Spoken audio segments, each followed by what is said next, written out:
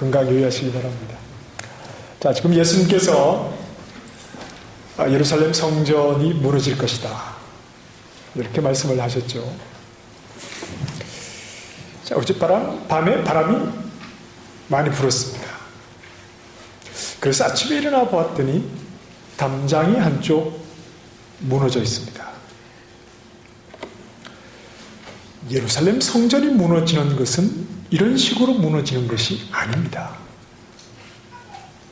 하룻밤 사이에 잠을 자고 눈을 떠봤더니 성전이 무너졌다.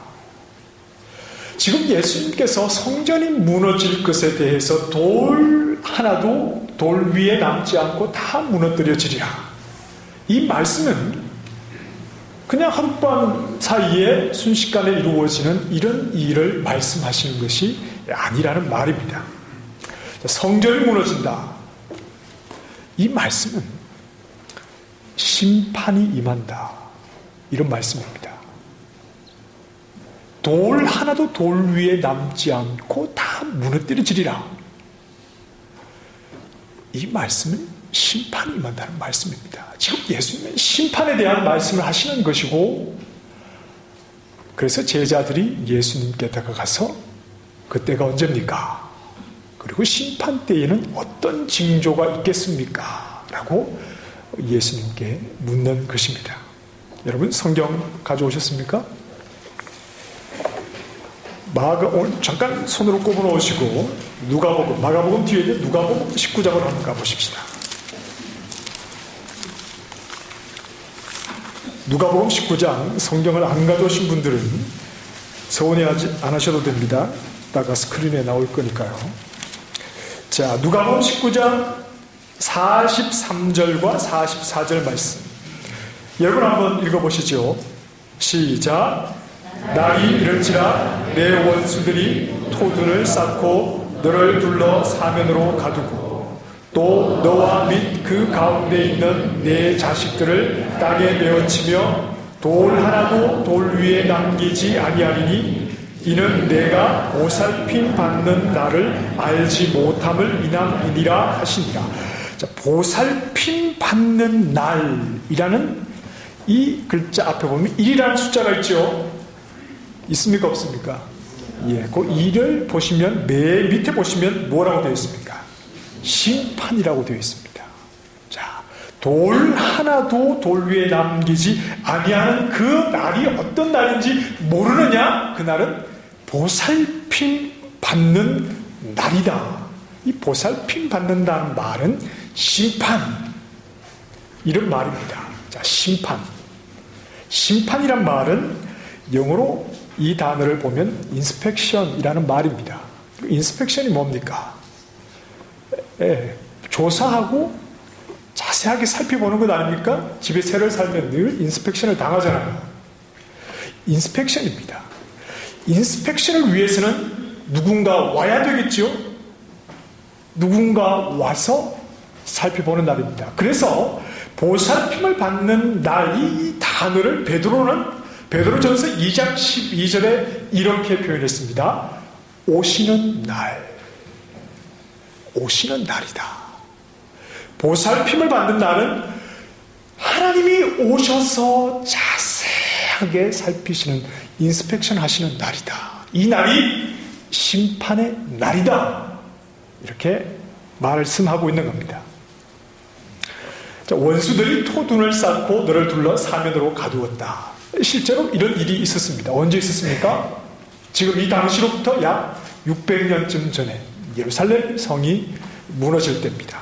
바벨론 군대에 의해서 예루살렘 성이 포위를 당합니다. 그래서 흙으로 이 성을 쌓았습니다. 고립시키는 거죠. 나가지도 들어오지 못하게 예루살렘 성을 딱 성을 쌓고 기다립니다. 바벨론 군대가 얼마나 버팁니까? 1년 6개월을 버텼습니다. 그러나 더 이상 양식이 없죠. 바깥에서 양식이 들어와야 있는데 안에 있는 것으로 양식을 삼아서 기다리고 버텼는데 1년 6개월을 버티고 결국은 이 성이 무너집니다. 그래서 바벨론 군대가 들어와서 왕의 궁전과 여호와의 성전에 불을 지르지요. 다 불을 지르고 앞에 있는 두 개의 놋기둥과 여호와의 성전에 있는 놋들을 다 빼앗아가면서 이 성전을 무너뜨립니다. 이것은 하나님의 백성을 향한 하나님의 심판이었습니다. 예루살렘 하나님의 성전이 무너지는 것은 하나님이 그 백성들에게 향해서 선포하시는 이 심판이라는 말입니다. 자, 그래서 이 성전이 무너지는 것, 곧 심판이 임하는 때와 징조에 대해서 제자들이 예수님께 물어보는 것입니다.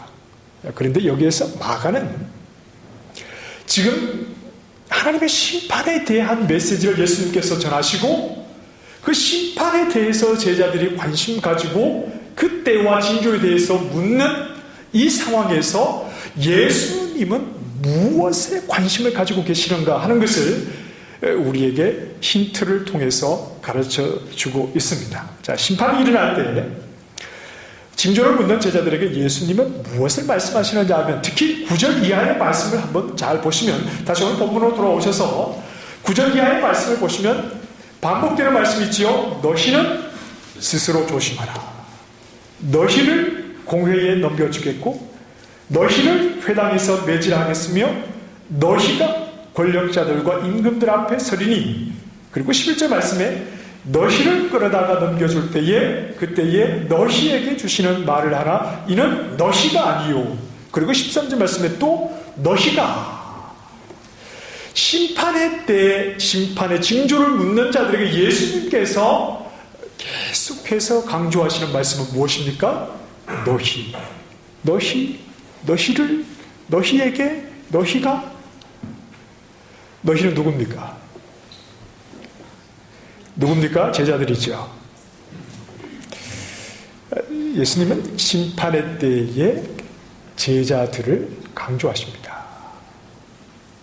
제자들은 그때가 언제입니까? 어떤 징조가 일어나겠습니까? 뭔가 좀 심판에 대비하고 싶은, 좀 앞으로 일어날 일에 대해서 대비하고 싶은 마음으로 이 심판에 대해서 접근하고 있는데, 예수님은 앞으로 이런 일들이 날 테니까 그때가 오면 잘 대비해라, 이렇게 말씀하시는 것이 아니라 지금 너희 이 제자에 대해서 예수님은 강조를 하십니다. 그래서 마가가 어떤 힌트를 주느냐 하면 3절 말씀에 베드로와 야고보와 요한과 안드레가 조용히 물었다. 그러면 12명의 제자 가운데 4명을 제외하고 나머지 8명은 심판에 대해서 관심이 없었을까요? 아니죠. 똑같이 예수님이 심판에 대해서 말씀하실 때 그들은 관심이 있습니다. 그러나 마가는 이 4명의 제자를 언급하지요. 자, 4명의 제자가 등장했다는 것은 다른 제자를 대표해서 이 제자도의 의미를 말하려고 할 때 이 4명의 제자가 등장을 하지요. 예수님께서 제자들을 부르실 때도 마찬가지였습니다. 예수님께서 12제자를 이제 세우시기 전에 제자들을 부르시는데, 여러분 성경을 좀 자세히 보시면 예수님이 12명의 제자를 세우기 전에 제자들을 부르실 때 몇 명을 부르십니까? 부르시는 내용에 대해서 기록해 놓은 것은 4명입니다. 누굽니까? 형제였던 베드로, 여러분 성경을 모르십니까? 베드로, 안드레, 야고보, 요한. 그리고 또 한 명이 있습니다. 누구냐면 세리였던 레위 또는 마태라고도 하죠. 이렇게 4명의 제자 그리고 세리를 부를 때만 예수님께서 그들을 부르시는 장면을 소개하신 나머지 제자들은 예수님께서 어떻게 부르시는지에 대해서는 마가복음뿐 아니라 마태나 누가도 역시 소개를 하지 않습니다. 자, 그럼 예수님의 제자란 누구인가? 예수님께서 그들을 부르실 때 상황을 봐도 우리는 알 수 있습니다. 자, 마가복음 1장에 보면 예수님께서 4명의 제자를 부르십니다. 부르실 때 처음으로 던진 말씀이 무엇입니까? 뭐라고 말씀하십니까? 나를 따라오라. 여러분 감기에 걸리셔서 목소리가 안 나오는 것 같은데 한번 따라 하십시다. 나를 따라오라. 누가 말씀하십니까? 예수님이 제자들을 부르실 때 나를 따라오라. 이렇게 말씀하시죠. 그리고 마가복음 2장에 보면 또 레위를 부르십니다. 레위를 부르실 때 예수님이 뭐라고 말씀하셨을까요? 그에게 이르시되 따라하겠습니다. 나를 따르라. 자, 나를 따라오라, 나를 따르라. 여기에서 중요한 단어는 뭡니까? 나를입니까? 따라오라입니까? 둘 다 중요하지요. 둘 다 중요하지만 여기서 중요한 것은 나를 누구를요? 나를, 예수님을. 예수님께서 제자들을 부르시고 제자들과 관계를 가지실 때 제자들에게 요구하셨던 것은 다른 것이 아니죠. 나를, 예수님을. 그것이 그들이 보는 전부였습니다. 예수님을 따르는가? 제자가 된다는 것은 예수님과 관계를 가진다는 것입니다. 그것도 아주 친밀한 관계. 누가 제자이냐? 제자 훈련을 받아야 합니다? 아닙니다. 누가 제자입니까? 예수님과의 관계성. 좀 쉽게 이야기해서 예수님과 정말 친하십니까? 이것이 제자이냐 아니냐를 결정하는 겁니다. 다른 것이 아니라 예수님. 여러분 예수님과 친하십니까? 예수님과 정말 친하십니까? 정말 예수님과 친하십니까? 이것이 예수님의 제자이냐 아니냐를 결정하는 겁니다. 예수님께서 야고보와 요한을 제자로 부르실 때 이들이 예수님을 따라가지요. 그때 상황을 이렇게 표현합니다. 마가복음 1장 20절에 곧 부르시니 그 아버지 세베대를 품꾼들과 함께 배에 버려두고 예수를 따라가니라. 자, 여기서 버려두었다는 말은 이런 불효막심한 그런 말이 아니라 멀리 거리감이 생겼다 이런 말입니다.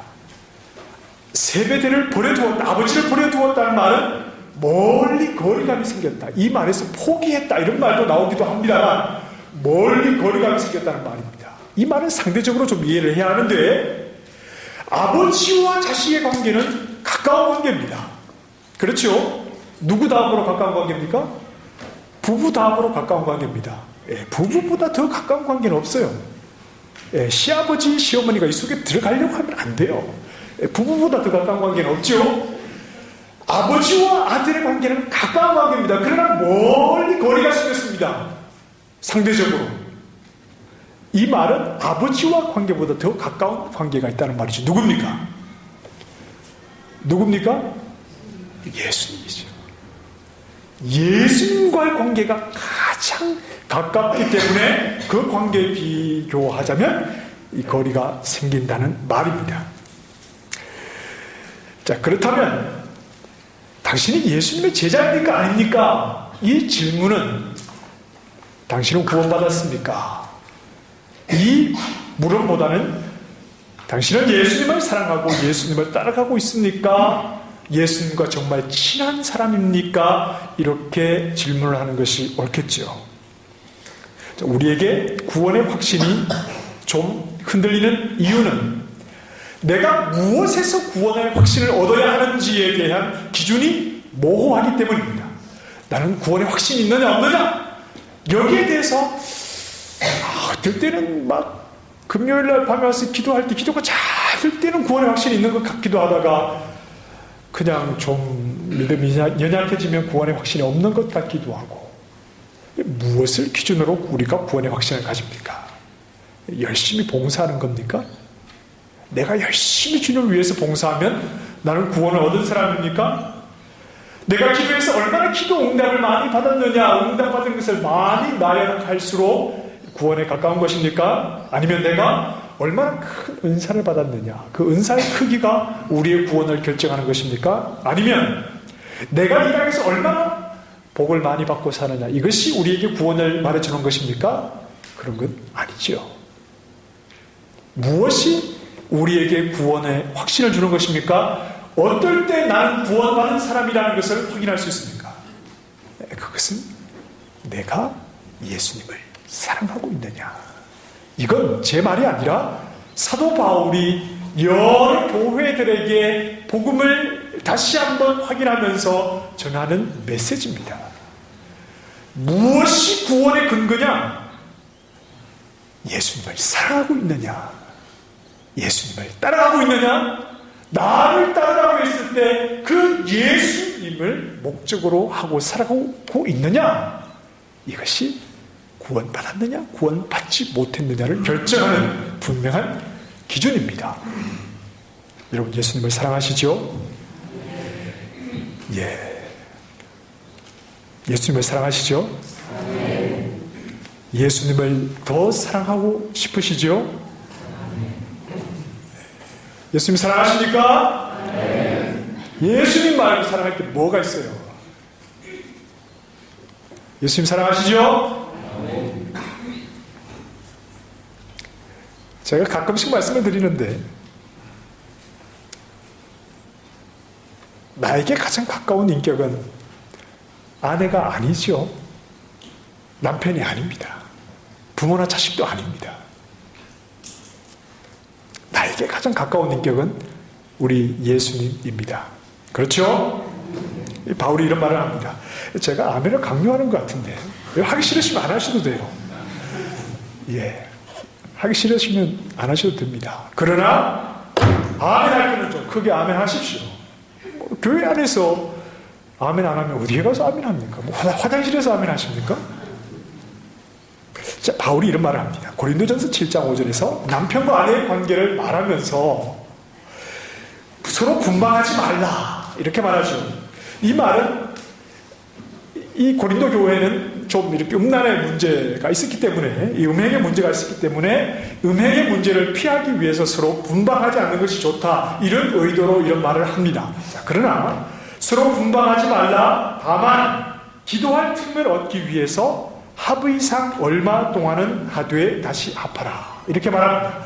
자, 부부간의 관계는 가장 가까운 관계입니다. 그러나 주님과의 관계를 위해서 기도하기 위해서는 서로의 관계를 양보할 수 있어야 한다, 이런 말입니다. 우리가 예수님을 믿고 예수님을 따르는 예수님의 제자인 우리 교회가 가장 가까이 두어야 할 인격은 누굽니까? 우리 예수님이라는 말입니다. 그러니까 제자는 예수님과의 관계를 가장 소중히 생각하고 그 관계가 끊어지지 않도록 예수님을 항상 가까이서 따라가는 사람들입니다. 자, 그래서 예수님 오늘 본문에서 4명의 제자가 심판에 대해서 물을 때에 제일 먼저 말씀하시는 것이 이것입니다. 5절 말씀, 너희가 사람의 미혹을 받지 않도록 주의하라. 많은 사람이 내 이름으로 와서 내가 그라하여 많은 사람을 미혹하리라. 이 미혹한다는 말은 옳은 길에서 벗어나도록 인도한다는 말입니다. 바른 길을 가지 못하도록 벗어나도록 인도한다는 말입니다. 예수 그리스도가 아닌 지금 제자들이 사랑하고 가장 가까운 인격으로 모시고 가까이서 따라가고 있는 예수 그리스도가 아닌 엉뚱한 가짜가 나타나서 예수님을 따라가는 그 바른 길에서 벗어나도록 미혹하게 되는 일이 온다는 것을 심판의 때에 예수님께서 가장 먼저 하시는 말씀입니다. 예수님을 따라가는 제자들을 혼란스럽게 만드는 것이죠. 예수님의 부름을 받아 예수님을 따라가는 자들인데 엉뚱한 것이 나와서 우리를 잘못된 길로 인도합니다. 우리가 따라가는 예수님은 어떤 길로 가시는 분입니까? 무엇을 향해 가시는 분입니까? 십자가를 향해서 가시는 분입니다. 십자가를 향해서 가시는 예수님 외에는 우리가 따라가는 예수님은 없습니다. 그러나 십자가가 아닌 엉뚱한 곳으로 우리를 이끄는 엉터리들이 많이 나타나는 때가 말세입니다. 가짜 메시아는 예수님이 오시기 전에도 이미 여러 차례 있었습니다. 이 성경에도 그 사람들의 이름이 나오는데요, 사도행전 5장에 보면 드다라고 하는 사람이 나오기도 하고 또 갈릴리의 유다라고 하는 사람이 있어서 이 사람들이 자기를 메시아라고 말하면서 사람들을 현혹했던 적이 있습니다. 이 외에도 너무나 많은 사람들이 1세기에만 해도 스스로를 메시아라고 하면서 사람들을 미혹했던 일들이 있지요. 그리고 기독교 역사 속에는 순간순간 이런 사람들이 많이 등장했고, 지금 오늘날도 한국에 가면 자기가 메시아다, 자기가 재림 예수다, 이렇게 말하는 사람들이 뭐 어떤 통계인지 모르겠지만 한 50명 된다고 해요. 예, 믿거나 말거나입니다. 그러나 있지요. 자기가 메시아라고 하는 사람도 있습니다. 그러나 교회 안에도 있을 수 있습니다. 내가 믿음 생활 잘한다고 하는, 건전하다고 하는 교회 안에도 십자가를 향하는 예수 그리스도가 아니라 엉뚱한 것을 쫓아가도록 우리를 이끄는 그런 엉터리 예수가 교회 안에도 있다는 것을 우리는 생각을 해야 합니다. 자, 그리고 예수님 말씀하시죠. 난리와 전쟁, 또 지진과 기근, 이런 것들은 이미 1세기에도 수차례 있었던 것입니다. 이것은 오늘날 말세의 마지막을 살아가는 때 나타나는 현상들이 아니라 이미 예수님 시대의 1세기에도 수차례 있었던 일들이고, 그리고 지금도 있습니다. 1세기부터 지금까지 역사 속에서 끊임없이 이런 난리와 전쟁과 지진과 기근은 있었지요. 자, 그러나 이 심판의 때가 제자들에게 좀 더 현실적으로 다가오는 것은 9절 이하의 말씀에서 나타나죠. 너희가 넘겨지고 너희가 매질당하고 모든 사람이 너희를 미워하리라. 이런 일들입니다. 자, 이것이 심판의 때에 제자들에게 일어나는 일들입니다. 왜 제자들이 넘겨져야 합니까? 왜 제자들이 매맞아야 합니까? 왜 제자들이 세상 모든 사람으로부터 미움받아야 합니까? 그 이유가 무엇입니까? 9절 말씀에 나로 말미암아, 그리고 13절 역시 내 이름으로 말미암아.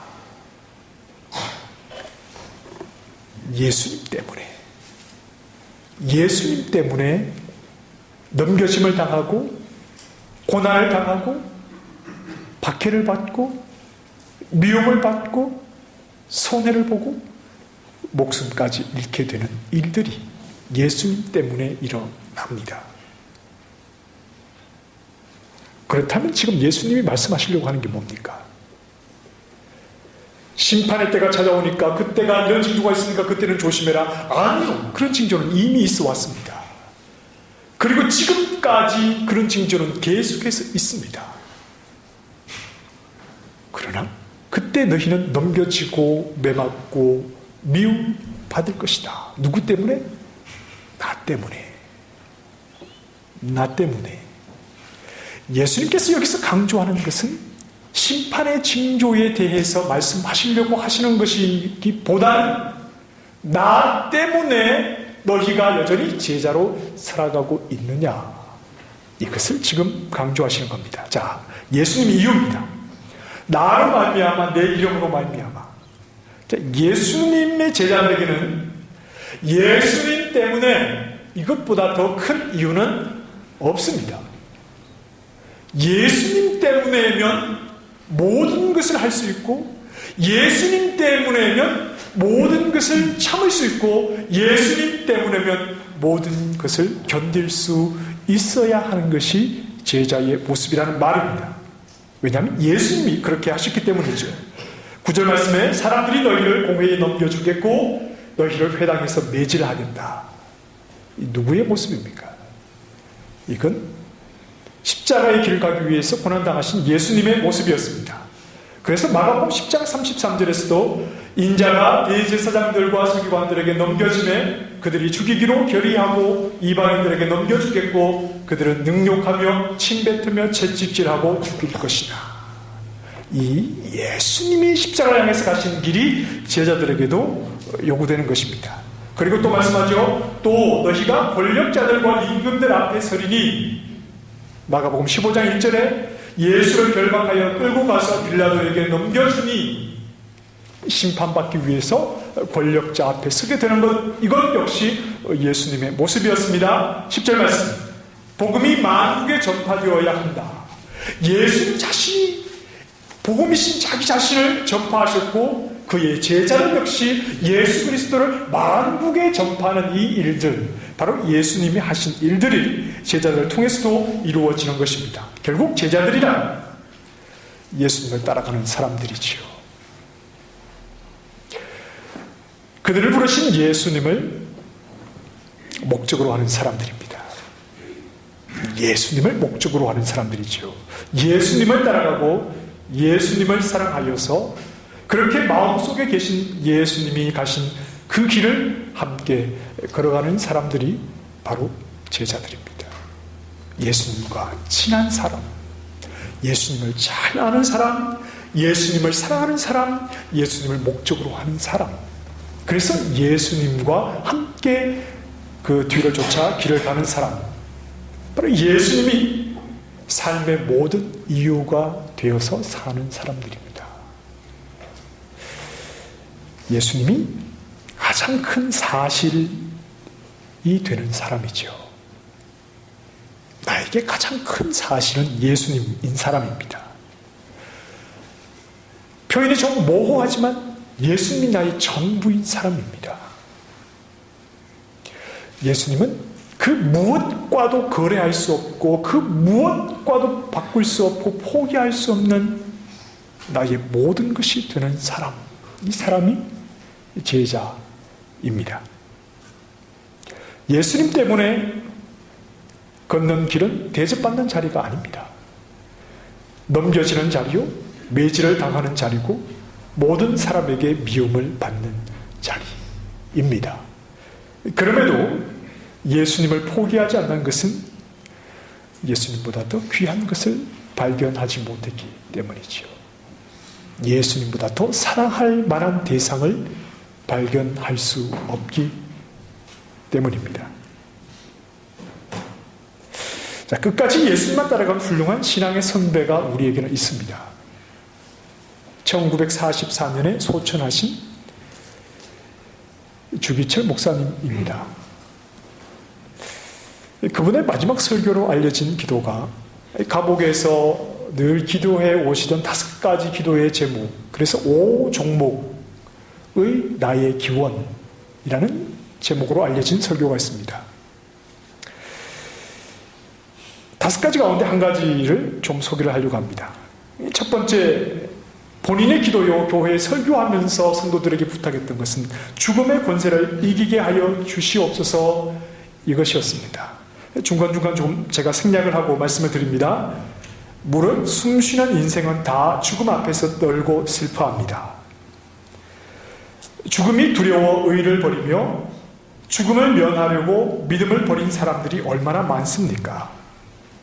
이리야 수사도 베드로도 죽음이 두려워 가야바의 법정에서 예수를 부인하고 계집종 앞에서 3번이나 맹세하였으니 누가 감히 죽음이 무섭지 않다고 장담하겠습니까? 중간에 좀 생략합니다. 그러나 하지만 마지막은 이렇게 설교를 하십니다. 나의 사랑하는 교우 여러분, 그리스도의 사람은 살아도 그리스도인답게 살고 죽어도 그리스도인답게 죽어야 합니다. 죽음이 무서워 예수를 저버리지 마십시오. 풀의 꽃과 같이 시들어 떨어지는 목숨을 아끼다가 지옥에 떨어지면 그 안이 두렵습니까? 한 번 죽어 영원한 천국 복락, 그 안이 즐겁습니까? 이 주목사가 죽는다고 슬퍼하지 마십시오. 나는 내 주님 밖에 다른 신 앞에서 무릎을 꿇고 살 수는 없습니다. 더럽게 사는 것보다 차라리 죽고 또 죽어 주님 향한 정절을 지키려 합니다. 주님을 따라, 나의 주님을 따라서의 죽음은 저의 기원입니다. 저에게는 일사각오가 있을 뿐입니다. 소나무는 죽기 전에 찍어야 10%고 백합화는 시들기 전에 떨어져야 향기롭습니다. 세례 요한은 33세, 스데반은 청장년에 정뜨거운 피를 뿌렸습니다. 이 몸도 시들기 전에 주님 제단의 제물이 되어지이다. 죽음을 두려워하지 않는 사람이 어디 있습니까? 소나무는 죽기 전에 찍어야 씨 푸르고 백합화는 시들기 전에 떨어져야 향기롭습니다. 이 몸도 시들기 전에 주님 제단의 제물이 되겠습니다. 우리가 예수님을 따른다는 것은 내 한 몸 잘 살아보자 일신상의 안위를 추구하는 것은 아닙니다.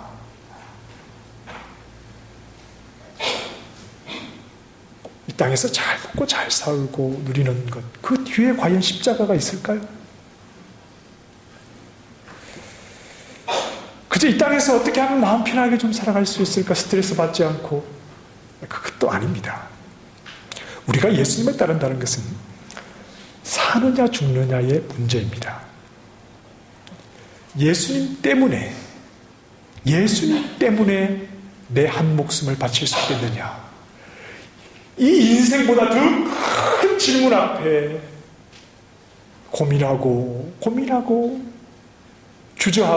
주저하다가도 하나님의 인도하심을 따라 하나님 주신 믿음을 따라 죽음이 두렵지만 그래도 내 사랑하는 주님을 위해서 내 한 목숨 바치겠습니다.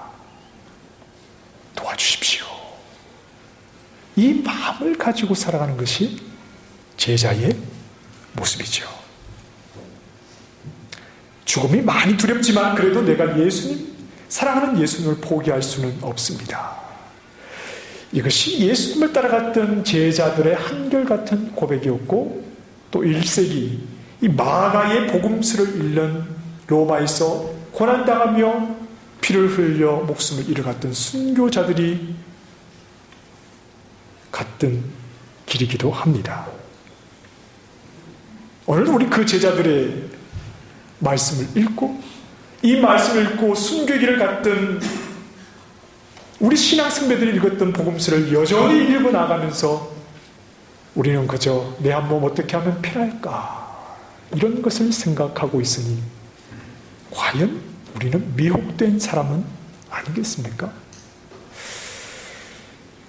오늘 말씀드리고자 하는 것은 이것입니다. 자, 심판의 때는 예수님이 오시면서부터 시작이 되었지요. 심판의 징조는 이미 1세기부터 계속되었습니다. 이 말은 심판의 현재성입니다. 심판은 항상 있는 것이었습니다. 심판의 징조는 처음부터 지금까지 계속되고 있습니다. 매일 매 시간이 주님이 오시는 그 날이라는 말입니다. 하나님이 심판하기 위해서 오시는 그날, 인스펙션을 위해서 오시는 그 심판의 때는 매일 1세기부터 지금도 지속되고 있습니다. 예수님께서 제자들에게 무엇을 말씀하시는 겁니까? 심판의 현재를 살아라. 나중에 올 심판을 생각하면서 그때 정신 차리려고 하지 말고 지금 이미 심판의 징조가 너희 눈앞에 보여지고 있으니 심판의 현재를 살면서 심판의 때에 네 믿음, 예수 그리스도를 위해서 포기하지 않고자 하는 그 믿음을 가지고 살아라. 그것을 말씀하는 겁니다. 우리는 이런 생각합니다. 나중에 실컷 죄 짓고 놀다가 나중에 돌아오지요. 여러분, 죄 짓는 것은 내 마음대로 되지만 하나님께 돌아오는 것은 내 마음대로 되는 것이 아닙니다. 죄는 내 마음대로 지을 수 있지요? 아이고, 이제 때가 되었네. 회개하고 돌아가야지. 회개를 내 마음대로 하는 건 줄 아십니까? 심판의 현재를 사시기를 바랍니다. 마치 오늘 지금 예배가 끝나면 곧 예수님이 이 자리에 오셔서 우리를 심판하시는 것 같은 긴장감을 가지고 지금은 아니고 나중에 정신 차리고 신앙생활 똑바로 하지 얼마나 교만한 겁니까? 우리에게 나중이 어디에 있습니까? 우리에게 내일이 어디에 있습니까? 우리가 어떻게 내일을 보장합니까? 심판의 현재를 살아라. 지금이 곧 하나님의 심판대 앞에 나아갈 자리인 줄 알고 네가 정말 예수님을 사랑한다면 그 예수님을 향한 믿음의 순결함을 지키기 위해서 최선을 다하라. 이것이 오늘 우리에게 주시는 메시지입니다. 심판의 현재를 살아가시기를 바랍니다. 예수님을 사랑하여 그 믿음을 가지고 정신 바짝 차리고 믿음의 길을 힘차게 달려가는 그리스도의 진실한 죄자가 되시기를 주님의 이름으로 축원합니다. 기도하겠습니다. 심판은 언제나 있는 것이었습니다. 지금 이 시간이 심판의 때입니다. 영으로 깨어있게 하시고 정신 차리게 하시고 내가 사랑하는 예수님을 가까이서 항상 따라갈 수 있도록 우리를 붙들어 주시옵소서. 미움과 넘겨짐과 때로는 목숨 이름이 있다 하더라도 예수님을 포기하지 않는 진실로 예수님을 사랑하는 하나님의 사람 되게 하여 주옵소서. 예수님 이름으로 기도합니다. 아멘. 다 함께 일어나셔서